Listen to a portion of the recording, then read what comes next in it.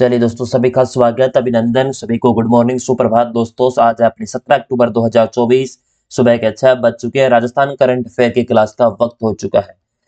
8 से 10 मिनट की दोस्तों क्लास होती है। उसके अंदर आपको टॉप जो इंपॉर्टेंट क्वेश्चन होते हैं वो करंट के करवाने की कोशिश करता हूँ। साथ में आपका स्टैटिक जीके हो गया और साथ में आपका पुराना राजस्थान करंट अफेयर भी साथ में कवर करवाते हैं। तो चलिएगा, टाइम नहीं खराब करेंगे ज्यादा। अक्टूबर 2024 को प्रदेश में बीमार पशुओं के इलाज के लिए हेल्पलाइन नंबर 1962 कॉल सेंटर का लोकार्पण कहां पर किया गया है। इससे पहले दोस्तों मैं आपको बता दूं किसके द्वारा होती है ये अपना शुभारंभ दोस्तों, पशुपालन विभाग। तो राजस्थान में पशुपालन विभाग की स्थापना कब होती है? पहला तो यही प्रश्न बन जाता है, पशुपालन विभाग।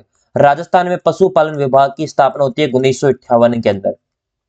ठीक है, चलिए अब बताओ दोस्तों आपको कहां पर इसका 1962 बीमार पशुओं के लिए दोस्तों 1962 पर कॉल करोगे तो दोस्तों उस घर पे आके इलाज करेंगे। ऐसा दोस्तों ये हेल्पलाइन नंबर शुरू किया है और ये जयपुर से दोस्तों किया है, जयपुर के अंदर। और दोस्तों अब जयपुर के बारे में दोस्तों कुछ चीजें बता देता हूं। जयपुर का प्राचीन नाम याद है क्या किसी को दोस्तों? जयपुर का प्राचीन नाम, ये प्राचीन नाम कुछ जयपुर भी कहते हैं और कुछ अपने जगह ढूंढाड़। वैसे तो ढूंढाड़ था, जयपुर भी कहा जाता है जयपुर का प्राचीन नाम में। जयपुर की स्थापना की बात करें, स्थापना कब होती है जयपुर की? पता है क्या स्थापना?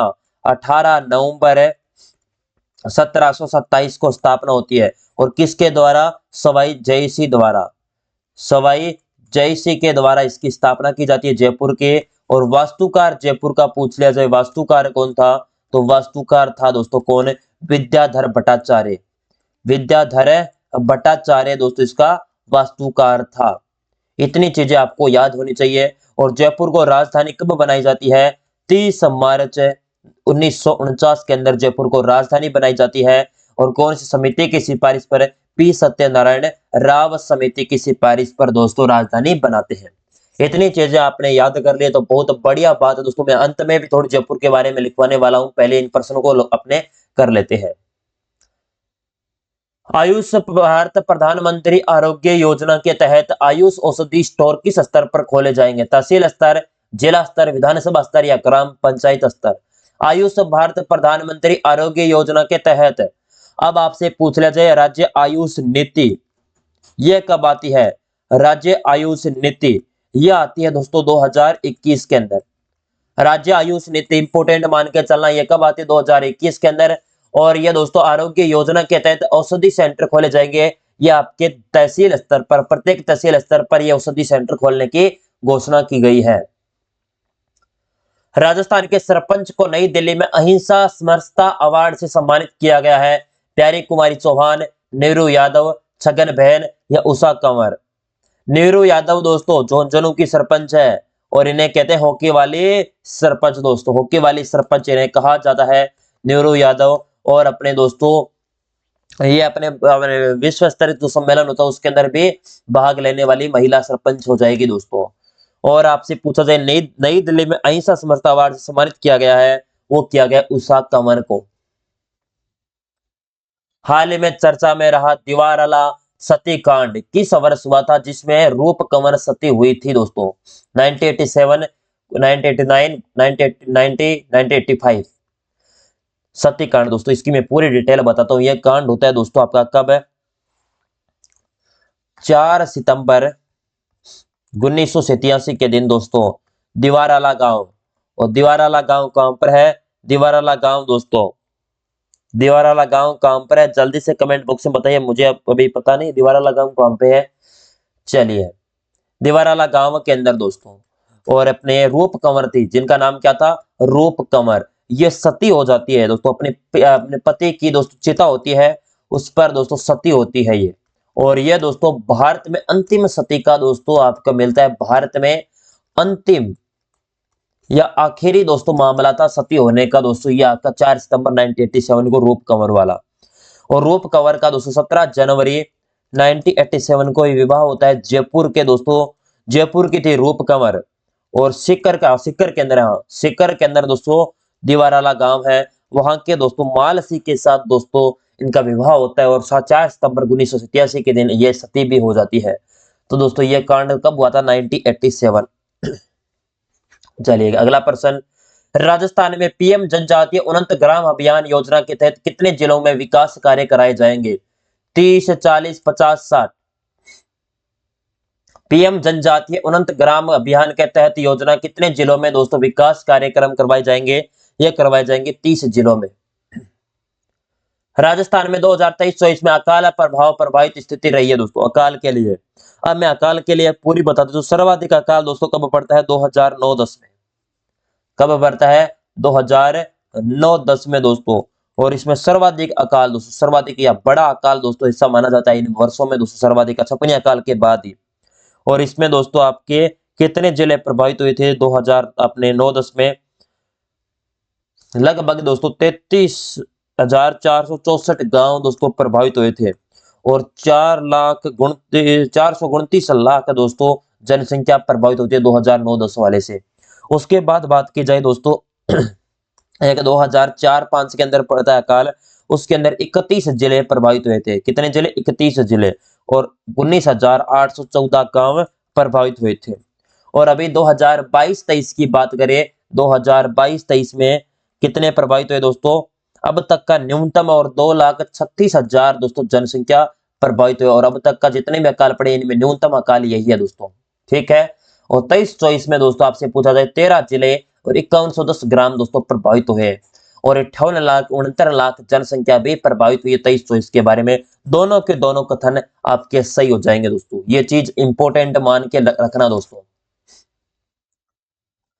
भूगर्भीय सर्वेक्षण में राजस्थान के किस जिले में क्रोमियम निकल के 4 फ्लोराइड का दोस्तों एक ब्लॉक की खोज की गई है? बीकानेर, उदयपुर, डूंगरपुर या भरतपुर? भूगर्भीय सर्वेक्षण में राजस्थान के किस जिले में क्रोमियम निकल के 4 फ्लोराइड की दोस्तों, इसमें बात करी जाए दोस्तों कहां पर? डूंगरपुर के अंदर। और डूंगरपुर की बात कर ली जाए दोस्तों, डूंगरपुर में क्या क्या है? गेब सागर झील। कौन सी बनी हुई है? गेब सागर झील डूंगरपुर के अंदर ही है। और बादल महल भी डूंगरपुर में है। ये नोट्स में आप लिख लेना दोस्तों, मैं आपने इसीलिए तो कहता हूं छोटी नोटबुक लगा लो, उसके अंदर सारी चीज लिख दिया करो दोस्तों। बादल महल राजकीय पुरातात्विक संग्रहालय, राजकीय पुरातात्विक संग्रहालय भी आपका यहां पर है। कहां पर बना हुआ है दोस्तों? ये आपके डूंगरपुर में। और बात करें वागड़ी भाषा, डूंगरपुर की कौन सी है? वागड़ी भाषा। वागड़ क्षेत्र इसीलिए तो कहा जाता है दोस्तों डूंगरपुर बांसवाड़ा को, वागड़ी भाषा बोली जाती है। और वागड़ क्षेत्र दोस्तों डूंगरपुर प्लस बांसवाड़ा दोस्तों, ये वागड़ क्षेत्र हो जाएगा। और आदिवासियों का कुंभ दोस्तों कहां पर लगता है? आदिवासियों का कुंभ ये भी डूंगरपुर के अंदर लगता है, आदिवासियों का कुंभ। और ये दोस्तों आदिवासियों का कुंभ दोस्तों बेणेश्वर डूंगरपुर, याद रखना कहां पर लगता है? बेणेश्वर डूंगरपुर के अंदर इसका आयोजन होता है। और ये कब होता है? माघ महीने के अंदर, माघ महीने के अंदर दोस्तों ये लगता है। और ऐसे खंडित शिवालिंग की दोस्तों इसके अंदर पूजा की जाती है दोस्तों, ठीक है। अब मैंने आपसे कहा था कि मैं थोड़ा सा राजस्थान जीके जो जयपुर के बारे में कुछ और चीजें लिखवानी है वो यहाँ पर लिखवा रहा हूँ, आप नोट डाउन कर लीजिएगा दोस्तों, ठीक है। मैंने पहले ही बोला था क्योंकि क्लास के शुरू में फिर स्टूडेंट कहेंगे सर करंट पढ़ा दो, साथ में कुछ जयपुर के बारे में एक्स्ट्रा चीजें दोस्तों वो बताता हूँ जयपुर के बारे में। सबसे एक चीज लिखो दोस्तों, इंपोर्टेंट चीजें लिखवाने वाला हूँ। जयपुर को गुलाबी रंग, गुलाबी नगरी कहते हैं जयपुर को, तो जयपुर को गुलाबी रंग करवाया दोस्तों, रंग करवाया किसने दोस्तों ये बताओ? जयपुर को गुलाबी रंग दोस्तों, यहाँ पे गुलाबी कर लेना, ठीक है। गुलाबी रंग किसने करवाया था? ये करवाते हैं रामसी सेकंड। कौन से करवाते हैं? रामसी सेकंड के द्वारा। जयपुर के परकोटे को दोस्तों, जयपुर का जो परकोटा है इसे दोस्तों यूनेस्को के द्वारा कब शामिल कर लिया जाता है? परकोटे को 2019 के अंदर दोस्तों यूनेस्को के द्वारा आपका क्या कर लिया जाता है दोस्तों? विश्व धरोहर सूची में शामिल कर लिया जाता है 6 जुलाई 2019 को। आगे बात करें राजस्थान संस्कृत अकादमी कहां पर है? राजस्थान संस्कृत अकादमी, इसकी बात कर ली जाए दोस्तों कहां पर है? राजस्थान संस्कृत अकादमी, ये 1980 के अंदर स्थापना और जयपुर के अंदर है। अगली बात करी जाए दोस्तों राजस्थान ब्रज भाषा अकादमी, राजस्थान ब्रज भाषा अकादमी, भाषा अकादमी दोस्तों 1986 के अंदर स्थापना और ये भी कहां पर है? जयपुर के अंदर। और बात करें राजस्थान उर्दू अकादमी, राजस्थान उर्दू, उर्दू अकादमी दोस्तों ये कहां पर है? ये भी जयपुर के अंदर है। 1979 के अंदर इसी की स्थापना होती है। और बात की कथक के अंदर भानुजी महाराज वाला दोस्तों, कथक के अंदर, कथक के अंदर दोस्तों जयपुर के अंदर 1978 के अंदर स्थापना।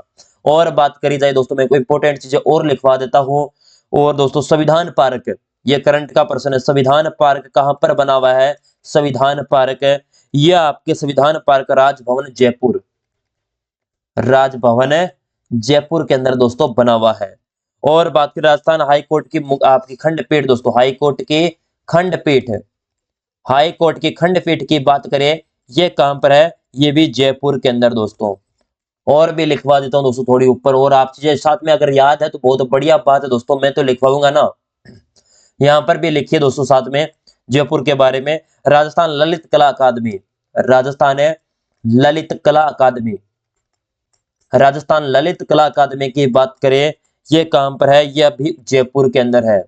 और नाहरगढ़ जैविक उद्यान, नाहरगढ़ जैविक उद्यान, ये भी कहां पर बना हुआ है? ये भी आपका जयपुर के अंदर बना हुआ है दोस्तों। और यहां पर दोस्तों जो आपका पहला भालू रेस्क्यू सेंटर, फर्स्ट भालू रेस्क्यू सेंटर बना हुआ है दोस्तों, ये याद रखना है, भालू रेस्क्यू सेंटर। और बात करी जाए राजसिको, राजसिको का भाई मुख्यालय दोस्तों जयपुर के अंदर ही है। 1961 के अंदर स्थापना, और जयपुर के अंदर। ये चीज थी दोस्तों जयपुर के बारे में। ये मैंने दोस्तों आज एक साइड लिख के लाया था ताकि आपको मैं सारी चीजें बता सकूं। ये दोस्तों इंपॉर्टेंट चीजें पर्सन बनते हैं, इसीलिए मैंने लिखवाई है दोस्तों। चलिए, थैंक यू सो मच।